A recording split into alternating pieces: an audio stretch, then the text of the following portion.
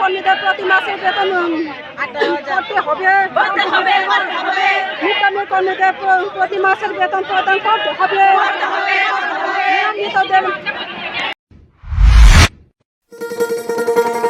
শোনো শোনো ভোজন রসিক, শোনো মন দিয়া,